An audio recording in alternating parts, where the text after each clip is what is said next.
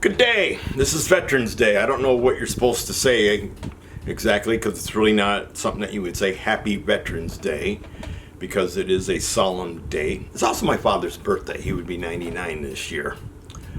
Trying to finish up San Antone, but I'm going to get sidetracked. I hinted last week that something would happen. So I got promoted here, no big ceremony. I got my kids to show up. There was no really big party. I didn't afford a big party or anything like that. My daughter attended she opened up a high school, so to speak. And if we had stayed here, she would have been the first graduating senior out of that high school. So I contemplated getting out and becoming a contractor at that time, or at least trying to find a more permanent job within the organization. There were none. And so that way she could go to school because she was happy about be the first graduating senior of this class or this school. But it didn't work out. And this is where I grew to hate contractors more than I did before. A contract is a contract. It can last limited period of time, and if it gets renewed, then you can still stay in it. Well, a contract came up. It was going all over the field station. They were looking for these skill sets, and everybody was just going crazy in all the services because airmen, soldiers, Navy, Marines, they were all close to their first tour of duty or second tour or whatever, their second enlistment, and getting close to getting out around the time for this contract to open up. And I had this young Marine sergeant who sometimes worked with us, and he came and talked to me. And I told him, I said, well, you're in the Marines, you're already a sergeant. Is this your first term? Yes, Chief. I said, so you're probably already ahead of all your peers. And he goes, yes, I am. I said, so you got a good start for a career if that's what you want to do. I said, I'm not here trying to tell you to stay in. I'm not trying to tell you that you need to get out and become a contractor. And he was very troubled. And so I talked to him about the pros and cons of both. And he got out. Well, this contract was going to open up for 50 positions. So I don't know how many airmen, soldiers, Marines, and Navy personnel got out to join this contract. Well, the contract opened up, and all these people that got out of this service, my young Marine sergeant got accepted, and he came in with this nice business suit. So I know you spent a lot of money on a business suit because he wanted to look impressive, and he was impressive. So he came in and he's like, hi, Chief. And I said, oh, you made your decision. I said, I already knew that anyway because you're no longer working here as a Marine. And he said, yeah. He says, I think I made the right choice. I said, we will see. A week later, this contract got canceled. So 50 airmen, 50 soldiers, 50 Marines, 50 naval personnel, whatever that configuration was out of our local field station, all without a job and nothing available to replace what they were promised, so to speak. That's why I don't like contractors. I'll talk about more of them later. Sidetrack. So I got promoted, like I said earlier, and wanted to get out, but I decided not to. So now I'm a CW3. Ceremony was out by the flagpole in front of the field station. I had Lieutenant Colonel Smith take care of that, my promotion and all that, and no party. I had a minor party, but that was about it inside the field station. So I came on orders for Germany. I was excited. I'm going to Germany. I started my career in Germany back in Berlin. I've been trying to get back ever since then. And now I'm finally getting there as a CW3 in the latter part of my career.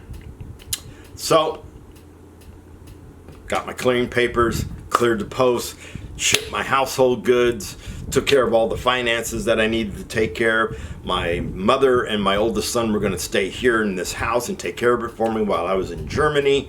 And it is a Saturday, or it's either a Friday or Saturday evening. We're getting cleaned up to go out for our last dinner before I'm flying the next day with my youngest, or my only daughter, and my youngest son, and 2 cats to Germany, and myself.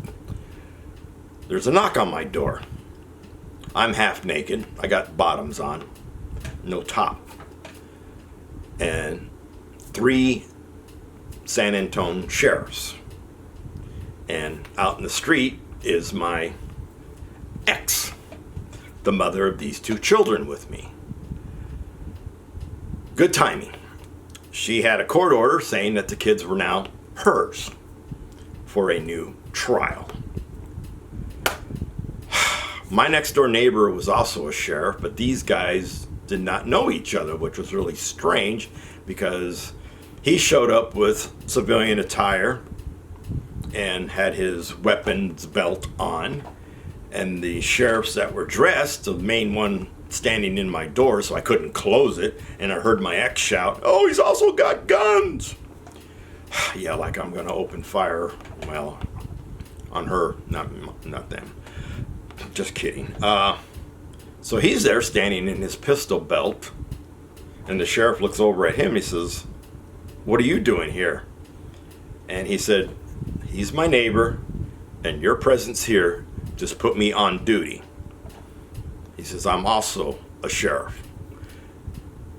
Okay, they were happy with that. So my neighbor had to tell me, just obey the court order, even though I'm supposed to be flying tomorrow morning.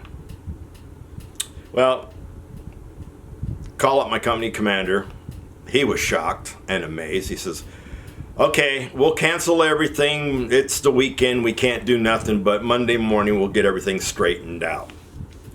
So I got extended at San Antonio for, I think, up to 9 months because we didn't have a trial date. That will come in December.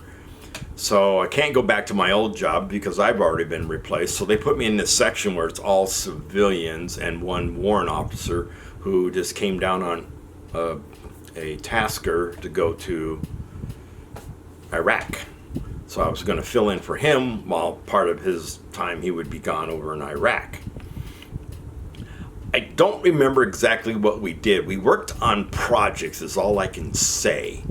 And they tried to give me some stuff to do. They didn't know what to really do with me because they didn't want to give me anything long term because they didn't know how long I was going to be there.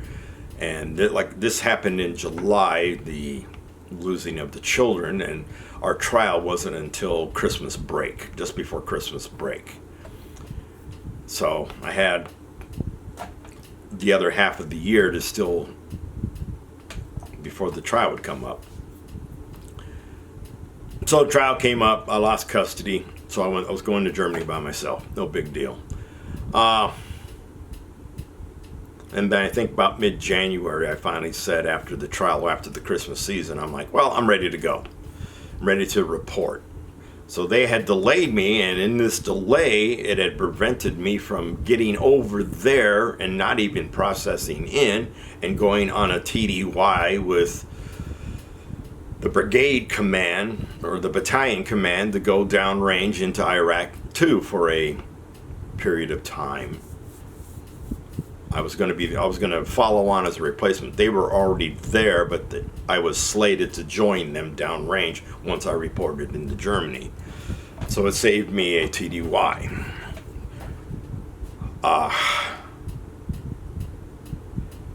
So I really didn't do much, like I said, for 6 months. And I did my best. I helped them out. They gave me, like I said, they gave me little projects. And finally, they gave me a project. They're like, we don't know if this is going to happen. We don't know if this is going to take place. But here it is. Chief, it's your baby. It's giving you something to do. So I think I got this just before the Christmas break, and I finished it after the Christmas break. And they were still uncertain as to whether or not all the effort I put into this project was even going to take place. And now, being a good little warrant officer, yes, I'm working for a bunch of civilians. A couple of them are contractors for all I know. I think they were. But we all got along fine. We had our own little cubicle, 4 desks, 4 people. That was it. And I got to know these people, and we had some good time, especially since the holidays were coming up and all that. And the supervisor was one of the Hmong people from Vietnam, Cambodia, Laos area, the hill tribesmen, the HMUNG tribe. And he would tell funny stories because he had like about 6, 7 siblings plus his parents, and he said his dad had helped the armed for our forces while we were over in Vietnam, and so his family got to come to America, and he would tell us all the crazy stories about becoming an American citizen and all that. I mean, it was just hilarious to listen to some of his stories. So we had a good time there, and I impressed him with my work ability. So like I said, I did this project, and I gave them like orders for it. Basically, this is the event, this is what you need, this is who you need to contact to get what you need, orders like that. I gave them a slideshow, and I gave them notes to read for the slideshow. Now, what was really strange is he asked for the orders. So I gave him hard copy paper, and of course sent it to him via email, and he said, "Oh, this is good, Chief." And I said, "Oh, you might need this too," and that's when I handed him the slideshow. And everybody in the office just turned their heads. The 3 people were like, "Chief, we didn't ask for a slideshow." I said, "In case you need it. Oh, and by the way, here's the notes to the slideshow." And they were like, "Chief, we didn't ask for the notes either." I said, "You are correct." I said, "You guys are civilians. You took me in as a red-headed stepchild, not knowing what to do with me for about 6 months. You gave me a project, and I treated you like you were fellow warrant officers.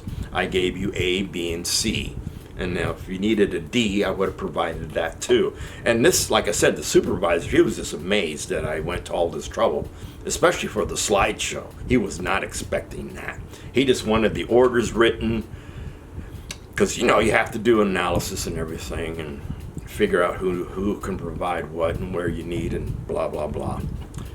I know, not very good description of it, but that's what a lot of military work is, blah, blah, blah, because it's just like pushing papers in a business office. You know, it's like, "Smith, I need all the reports of the whatever report." Yeah, whatever. It's just similar to that. And I had fun doing this. I mean, it was something to keep me busy. So, like I said, I lost my children just before Christmas break. I got custody of them back temporarily. But remember, all my household goods are gone. Because I think what happened, within a month we had a pre-trial hearing, and that judge said, "Where are the kids?" And they found out that they were in another state. They said, "This is a Texas matter. The kids come back to Texas until determination." So I got my kids back, but all our beds, all our bedding. So we bought what we needed just to survive on. We had pots and pans. Like I said, my mother and my oldest son were going to take care of the house, so they had their stuff. So for 6 months we were living like we were TDY to who knows where, and our household goods got lost, so to speak. So I think that wraps it up for San Antonio. Kind of a bummer. It was like one of the worst times in my life, especially to get that knock on the door. And like I said, my next door neighbor, the sheriff, said, "You can't fight it. Just let them take the kids." And he says, "I know you're leaving tomorrow." He said, "It's bad timing on her. And she knows it, because she was former military too." So, don't want to end it on a downer. This is Veterans Day, and my father's birthday, as I said. And we all know what to do with veterans. Hug them. Feed them. Take them out to dinner. Don't take them out to dinner. Make a dinner at home. Give them lots of hugs. Give them lots of kisses. And the married ones, you know what to do in the evening. Chief out. Freedom is not free.